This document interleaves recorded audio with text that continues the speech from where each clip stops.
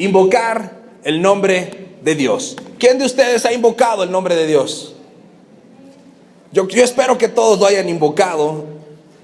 Y vamos a hablar de qué significa invocar. Según el diccionario, la palabra invocar significa clamar y suplicar por ayuda, principalmente a una deidad. Yo no voy a invocar a otro ser humano, ¿o sí? Yo voy a invocar el nombre ¿de quién? De Dios. Invocar significa pedir socorro, pedir ayuda a Dios, pedirle ayuda a Dios. Y la Biblia nos habla de la primera persona o el momento en donde la humanidad comienza a invocar el nombre de Dios. Si tú eres tan amable, abre tu Biblia, vamos a leer la primera vez que se invocó el nombre de Dios, y está en el libro de Génesis, capítulo 4, verso 26. Génesis, como sabes, es el primer libro de la Biblia, no vas a batallar en encontrarlo.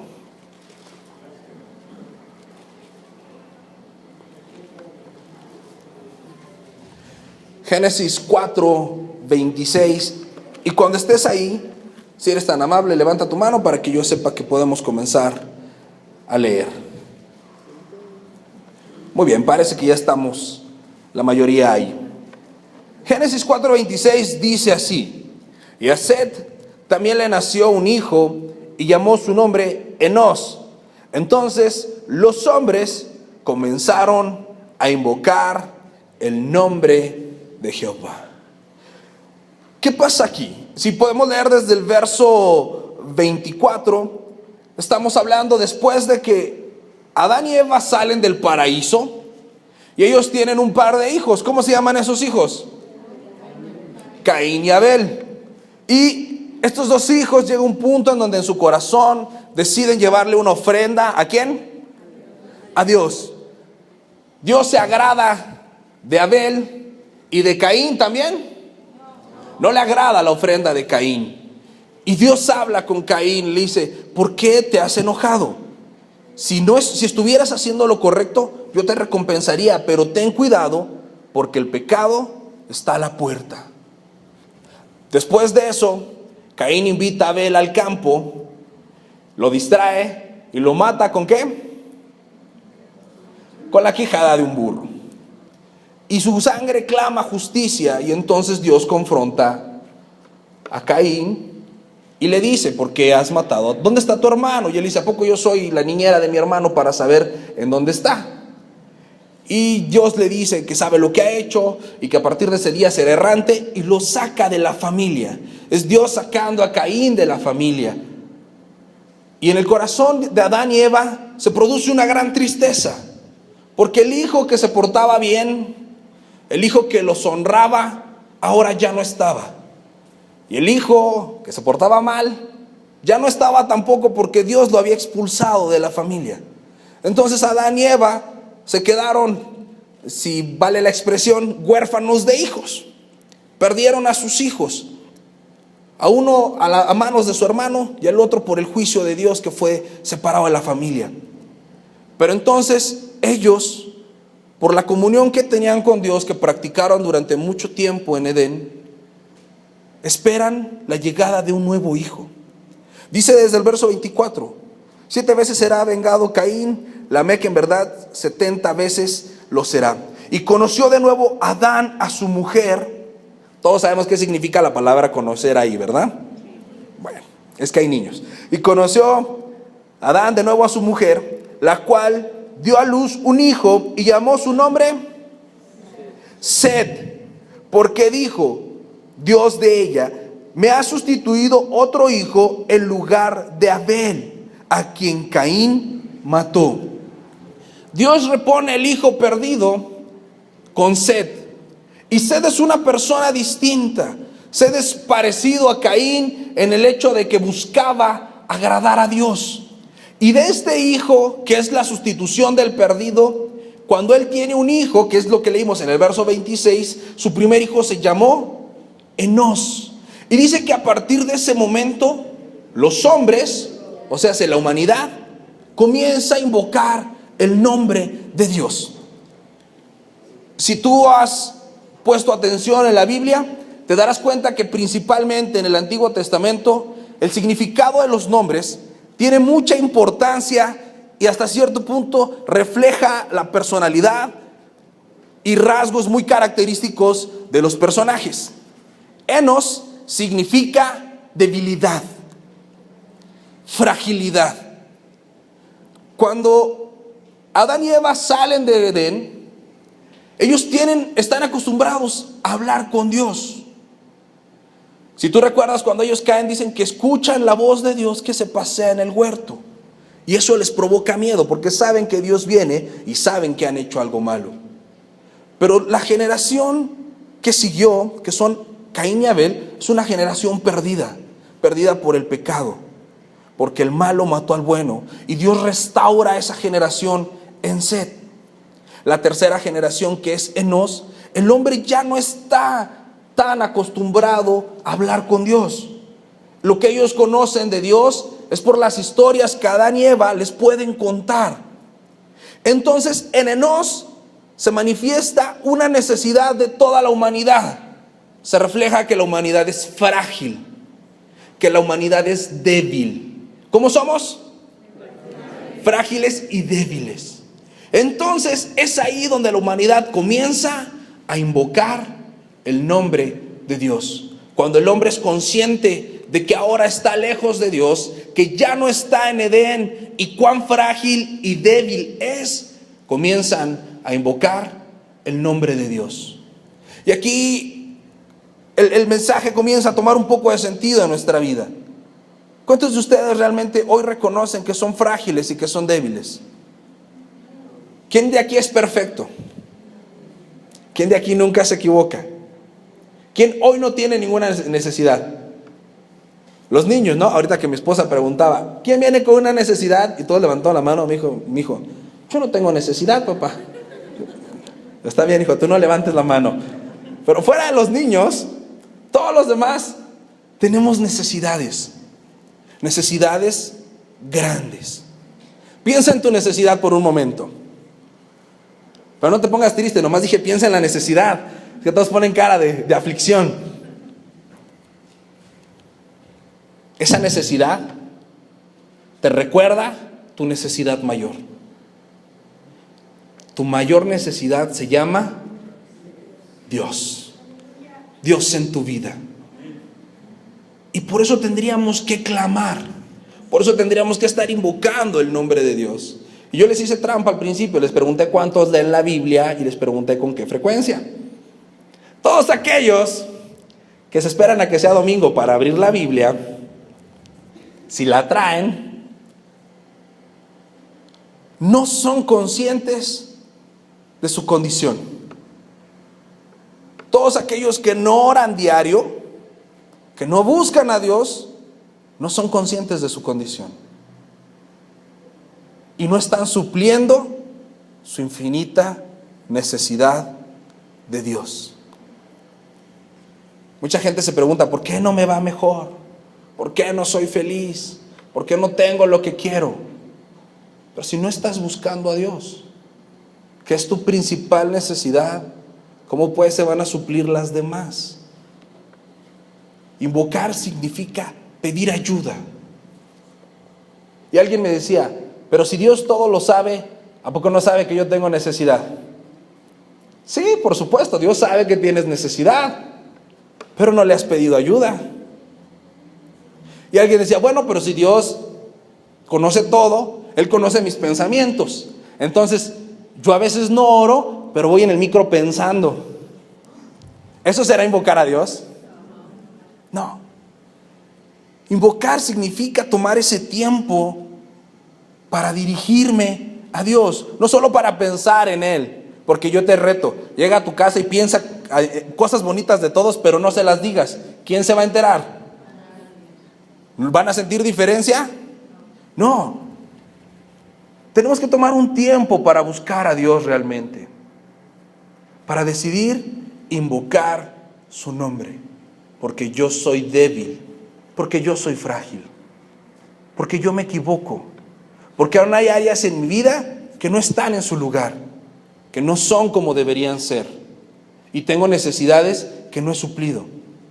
Pero generalmente invocamos a Dios el día que se vence el pago, el día que se acaba el gas, ahora que viene el regreso a clases, ¿no? Muchos vamos a estar invocando a Dios. Y lo invocamos para pedir que supla necesidades pasajeras, pero no para que supla nuestra mayor necesidad. Tú y yo nos salimos de nuestra casa. Esta tierra, este mundo, esta vida no es nuestro hogar. Somos peregrinos y pasajeros. Vamos camino a nuestra casa. Pero si no estamos buscando a Dios, lo más probable es que estemos en el camino equivocado, en el camino que no nos lleva de regreso a casa. Por eso es importante entender cuándo la humanidad comienza a invocar el nombre de Dios, cuando se dan cuenta de su condición. Y quizá muchos de nosotros hoy tenemos que darnos cuenta de nuestra condición para empezar a invocar a Dios. Hablábamos la semana pasada del pabilo que humea, ¿no? ¿Cuántos hubo un momento en nuestra vida donde orábamos con fervor y no pasaba el día sin que hubiéramos buscado el rostro de Dios?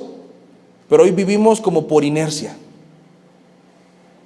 Oramos por los alimentos y el 1, 2, 3 por mí y por todos mis amigos antes de dormir y se acabó.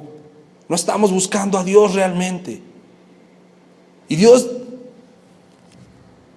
me decía unas palabras que a mí me incomodaron, porque le dije, espérate Señor, no, yo no soy de esos, pero que son muy ciertas. Estás cambiando. Tu corazón está cambiando. Se está alejando de mí. ¿Eso quieres que les diga, Señor? No, eso te lo digo a ti. Estás cambiando. Porque la oración y buscarme a mí ya no te está apasionando. No basta con que lo hagas.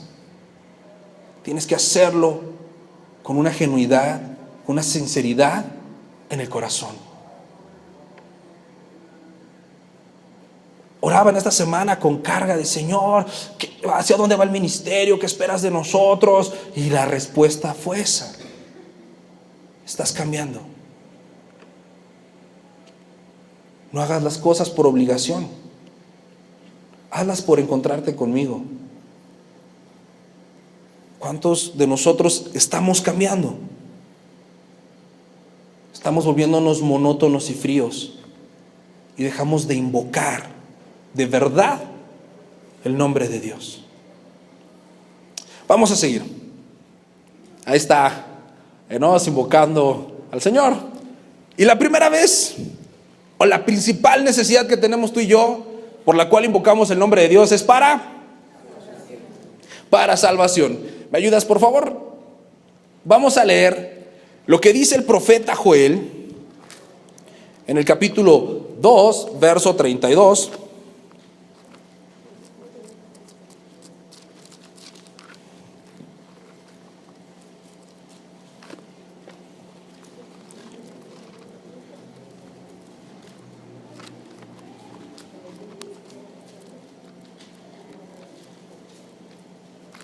Muy bien, Joel capítulo 2, verso 32. Joel es de los últimos libros que se escribieron que están acomodados en el Antiguo Testamento.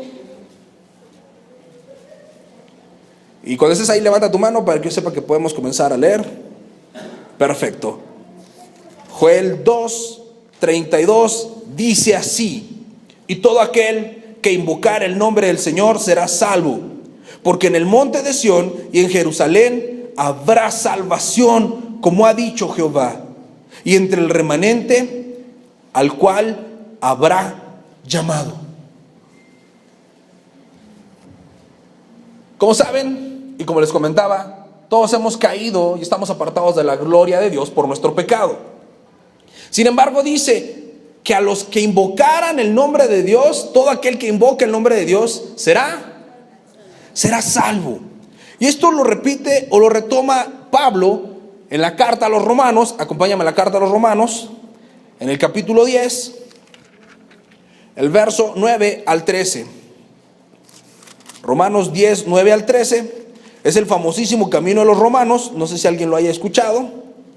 Los Romanos 9 al 13 dice así: que si confesares con tu boca que Jesús es el Señor y creyeres en tu corazón que Dios lo levantó de entre los muertos, serás.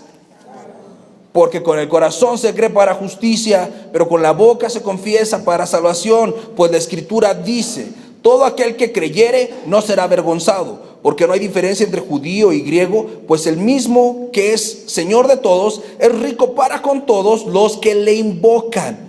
Porque todo aquel que invocare el nombre del Señor será salvo.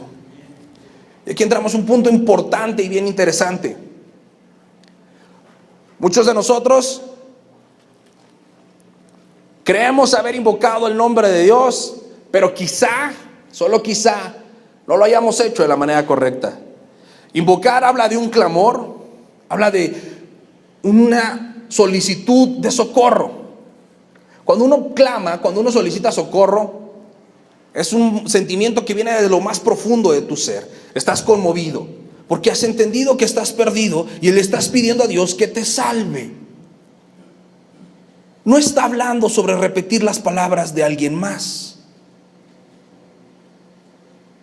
A veces nos dicen, hacemos la obra evangelística, nos paramos de frente a una persona, le decimos: ahora, ¿sabes que eres pecador? Sí, todo el mundo sabe que es pecador.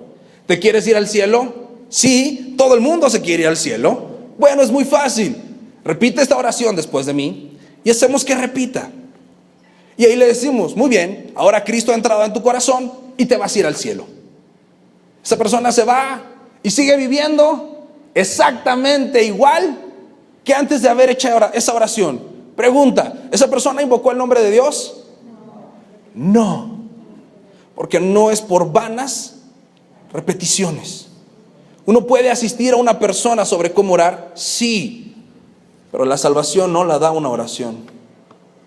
La salvación la da el clamor de aquel que ha creído que Jesús es el Señor y que Dios lo levantó de entre los muertos.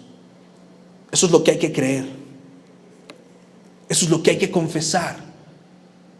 Ese es el nombre del Señor que hay que invocar, porque no nos ha sido dado otro nombre en el cual haya salvación, solamente en el nombre de Jesús. ¿Cómo pues entonces invocamos el nombre del Señor? Cuando tú y yo, especialmente aquellos que vienen por primera vez, reconocen que han pecado, pero que Cristo murió en la cruz por ellos y que resucitó al tercer día, y que esta obra no es cosa menor, que los hace completamente libres e inocentes, que les da una vida nueva, una nueva oportunidad, un nuevo inicio. Aquellos que claman para recibir el favor de Dios, de lo que sucedió en la cruz en sus vidas, y lo creen, esos son salvos. ¿Por qué te digo esto? Porque a veces cauterizamos nuestra mente. Yo estoy convencido que todos los que estamos acá somos salvos, porque hemos comenzado ese proceso de santificación y estamos cambiando y estamos queriendo conocer más de Dios, y sabemos que no somos perfectos, pero queremos crecer. Pero a veces cauterizamos nuestra conciencia diciendo: bueno, mi familiar no viene, bueno, no se congrega, pero un día recibió a Cristo en su corazón. Quizá no lo recibió. Tal vez solo hizo una oración que alguien le pidió que hiciera, pero no creyó y no se arrepintió y no se está dirigiendo camino a casa. Está perdido. Y nosotros no podemos tratar de anestesiar nuestra conciencia diciendo: hizo la oración, porque la Biblia en ningún momento nos dice que hagan una oración. La Biblia dice que el que invocare el nombre del Señor, ese será salvo. Tenemos nosotros que clamar e invocar el nombre del Señor para que nuestros familiares sean salvos. No podemos decir un día hizo la oración. Si no hay una evidencia, si no hay un cambio en la vida de esas personas, lo más probable es que no creyeron ni se arrepintieron. Porque el arrepentimiento es un cambio en la manera de pensar. Y el que cree, seguirá creyendo. Yo tengo un amigo, un gran amigo de la infancia. Nos criamos juntos y hicimos muchas cosas juntos. Y cuando yo conocí al Señor, me di cuenta de lo perdido que estábamos y lo mal que había hecho yo con él al inducirlo a hacer muchas cosas malas. Y lo primero que hice, bueno, las primeras cosas que hice cuando yo conocí al Señor, fue ir y predecirle a toda la gente que yo había conocido que conocieran al Señor. Y quienes lo habrán hecho sabrán que hay quienes te miran como pobrecito, estás peor que cuando te drogabas. Pero él reaccionó de otra manera y me acompañó a las reuniones y pasó un día al frente, hizo la oración y dije, gracias Dios porque nos has perdonado, es mi mejor amigo y también se va a ir al cielo. Después de que él hizo esa oración, jamás quiso volver a acudir a ninguna reunión, ni evento, ni a leer la palabra. Y yo dije, bueno, yo ya hice lo mío, si se muere se va con Dios, porque ahora tiene a Cristo en su corazón. Hoy por hoy, después de casi 12 años de ese día, él se proclama ateo. ¿Recibió a Cristo en su corazón? No. ¿Invocó el nombre del Señor? No. Porque nadie puede decirle Señor a Jesús si no es por el Espíritu Santo. Y si él hoy dice no creer en Dios, no tiene al Espíritu Santo. Y el que no tiene al Espíritu Santo no tiene al Hijo. Y el que no tiene al Hijo no tiene al Padre. Y el que no tiene a Dios está perdido. Ahí está. Ya, listo. Invocar el nombre de Dios es la mayor oportunidad que tenemos todos los hombres. ¿A quién estás ayudando? ¿A quién estás guiando a invocar el nombre de Dios? Solo como reflexión. No se pongan tristes, no es regaño. Es para que tengamos la carga correcta, la carga que Dios quiere poner en nosotros. Muy bien, sigamos adelante. La primera vez que se invoca el nombre de Dios es cuando el hombre reconoce que es débil. Y invocar el nombre de Dios, lo primero y más importante que hace nosotros es salvarnos. Muy bien. ¿Listo? Ok, ahí estamos. Pero también invocamos el nombre de Dios, la que sigue, porfis, por fe. ¿Por qué invocamos el nombre de Dios? Una vez que hemos sido salvos, seguiremos invocando el nombre de Dios. Y en la Biblia hay una historia que a mí me fascina, me encanta porque es de esas historias donde uno se puede divertir mucho. Si tú me ayudas a leer el primer libro de los Reyes, el capítulo 18 y verso 24.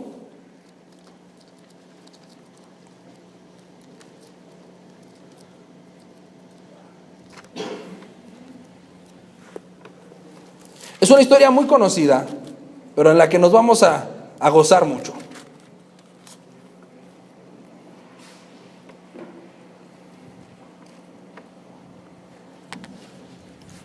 Es sobre uno de los profetas más conocidos de la Biblia, el profeta Elías.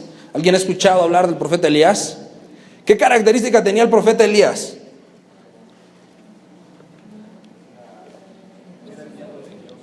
Era enviado de Dios y se le conoce como el profeta de los milagros. ¿Sabías eso? ¿Cómo muere Elías? No se muere, viene Dios por él y se lo lleva. Y él tiene un discípulo de nombre Eliseo.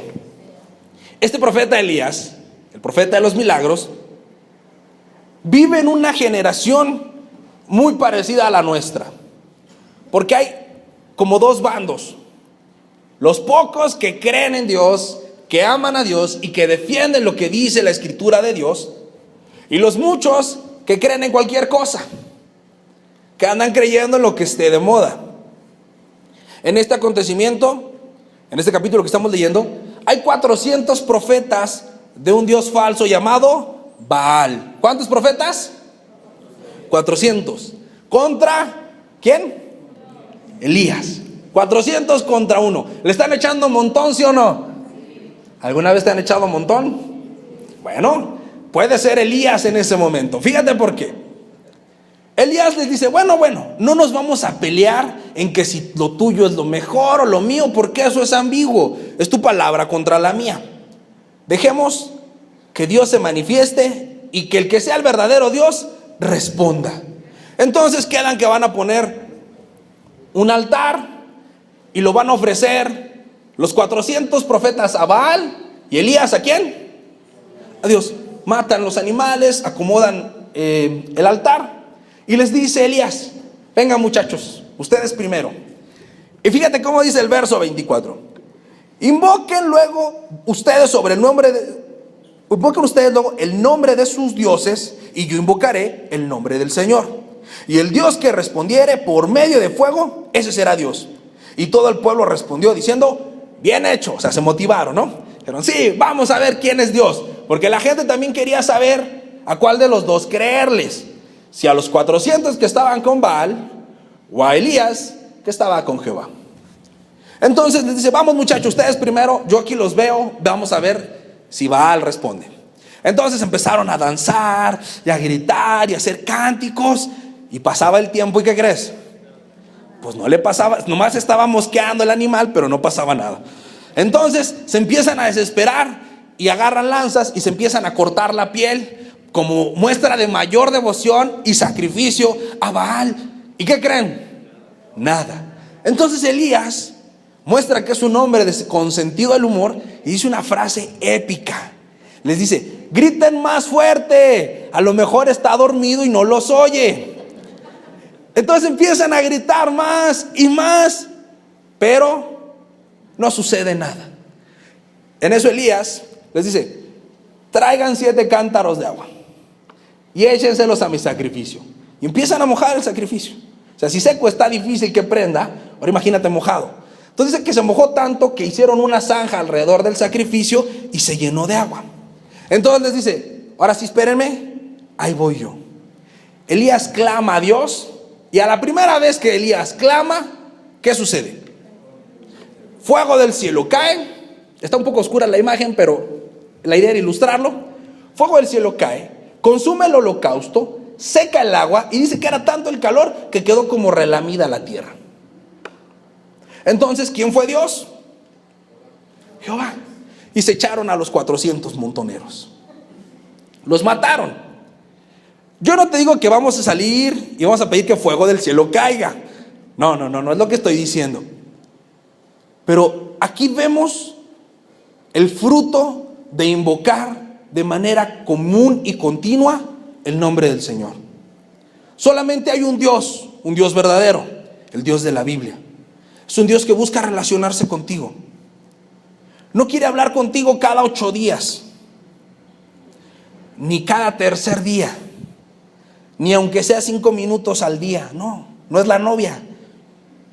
No tiene WhatsApp ni redes sociales para que le des like a lo que él publica. Quiere una relación personal y cercana contigo. Y Elías era un hombre que invocaba todo el tiempo a Dios. Aunque pareciera una locura pedir que fuego del cielo cayera y echarle agua al holocausto, esto no era fruto de la imaginación o de la ocurrencia del profeta. Él estaba siendo guiado por Dios, porque él invocaba continuamente el nombre de Dios, y Dios le dijo, haz esto y yo me voy a manifestar. No era iniciativa del profeta, era dirección divina. ¿Cómo vamos a poder vivir realmente una vida de fe? ¿Cómo vamos a poder ver que cosas sobrenaturales y extraordinarias sucedan en nuestra vida? No es invocando ocasionalmente a Dios, porque no es el genio en la lámpara. Eso fue lo que quisieron hacer los 400. Evidentemente no tenían una relación con Baal, porque no existe. Ellos solamente esperaban que porque eran 400 y gritaban, bailaban y se cortaban, algo sucediera. Es una fe vana. Y muchas veces nosotros somos como esos 400. No conocemos a Dios, nunca hablamos con Él, pero un día tengo una necesidad y trato hasta de pararme de cabeza para que Dios haga un milagro. ¿Y qué crees? No sucede. Porque no somos Elías, estamos siendo como los 400. Por otro lado, Elías, que tenía una comunión constante y continua con Dios, que sabía que quería Dios, que pensaba Dios, él pudo ser un instrumento para que Dios se glorificara. No fue Elías el que quedó como el gran profeta, fue Dios el que quedó como el único y verdadero Dios. No iban a comprobar quién de los dos era verdadero sacerdote o profeta, iban a comprobar quién de los dos tenía al verdadero Dios. ¿Quieres ver que las cosas extraordinarias sucedan? ¿Quieres sentirte bendecido por Dios? Invoca el nombre de Dios todos los días. Conoce a Dios, acércate a Dios y deja que Él te diga qué hacer. Amén. ¿Cuántos van a empezar a invocar el nombre de Dios por fe? ¿Cada cuándo? Volteen para arriba. Amén, que sea diario. Muy bien. Y el último punto, hay que buscar a Dios también, que es donde generalmente lo hacemos. ¿Cuándo? En medio de la necesidad. Ya les pregunté quién estaba necesitado, todos menos mi hijo, traemos una necesidad hoy, ¿no? Ayúdame con la que sigue, amigo, por favor. El Salmo 91, 15 y 16, dice así. Está hablando Dios en este salmo, Salmo 91, versos 15 y 16, dice así. Me invocará, ¿y qué? Es una promesa, si yo fuera tú, lo subrayaba en mi Biblia. Si no es tuya, no te preocupes, subráyala también, no pasa nada. Con Él estaré yo, ¿cuándo? En la angustia, en la prueba, en la aflicción. Después dice, ¿qué? Lo libraré y le glorificaré. Lo saciaré de larga vida y le mostraré mi salvación. ¿Alguien dice, yo quiero eso para mi vida? ¿Cuál es el requisito? Comienza al principio diciendo, ¿cuál es el requisito?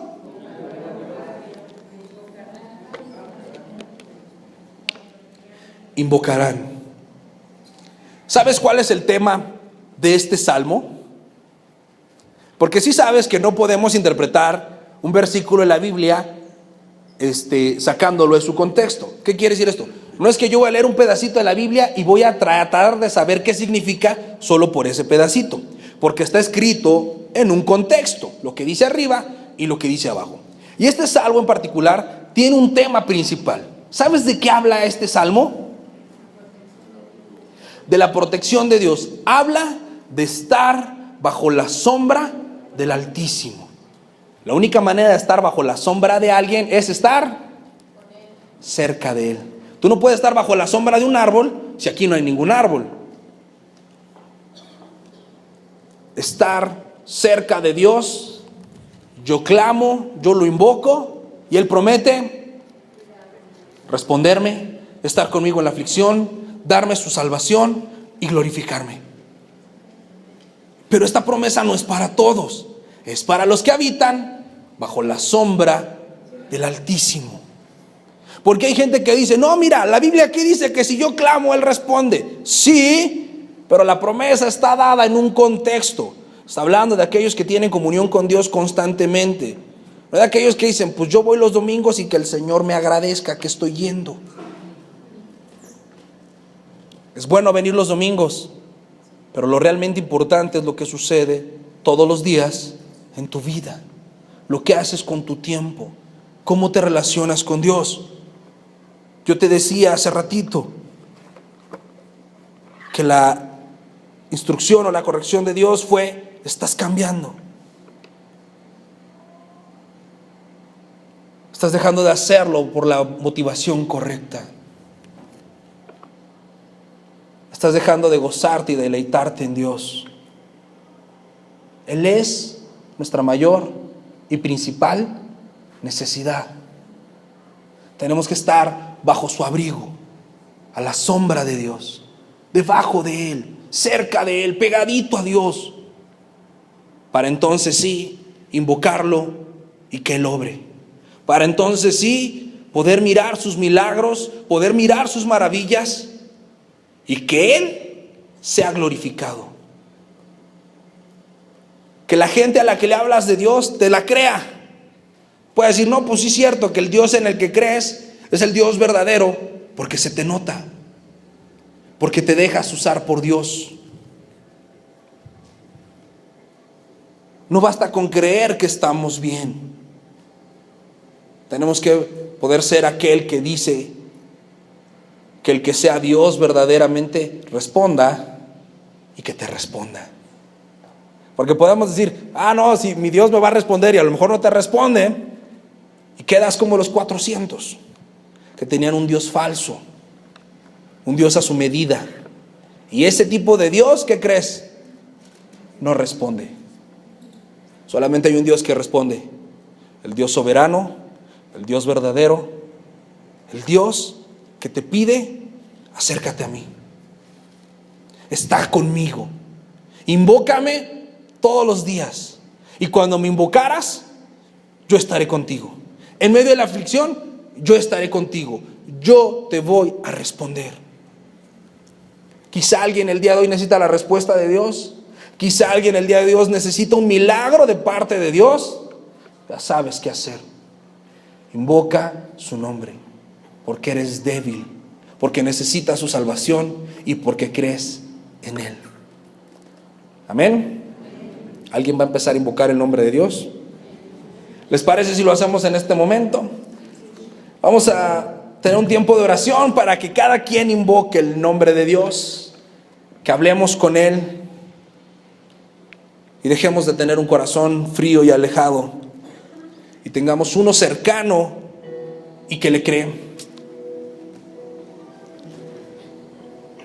Puedes cerrar tus ojos si gustas para que no te distraigas.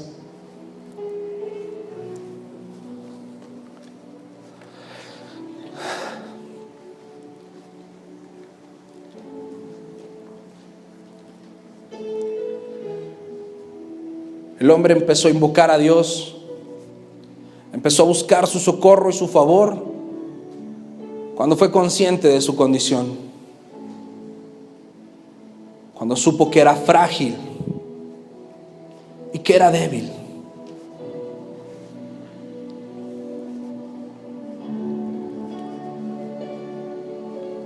Comienza a ser consciente de tu condición. Mira cuán débil y cuán frágil eres.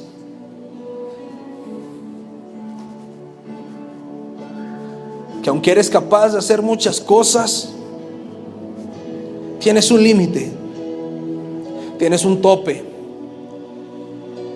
Son más las cosas que no controlas y que no puedes hacer que las que sí.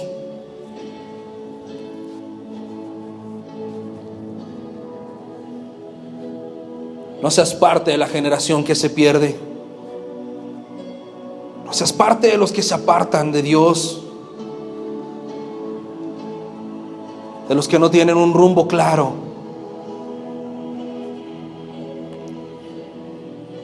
Hoy decide ser de aquellos que creen que Jesús es el Señor, que murió por tus pecados, que Dios lo levantó de entre los muertos al tercer día y que está sentado a la diestra del Padre, y que un día volverá por ti y por mí. Vendrá a establecer su reino y te ha escogido para que reines con Él. Él tiene la solución a tus problemas. Él tiene el perdón a tus pecados. Y decide ser ese Elías que cree en el Dios de la Biblia, en el único y verdadero Dios,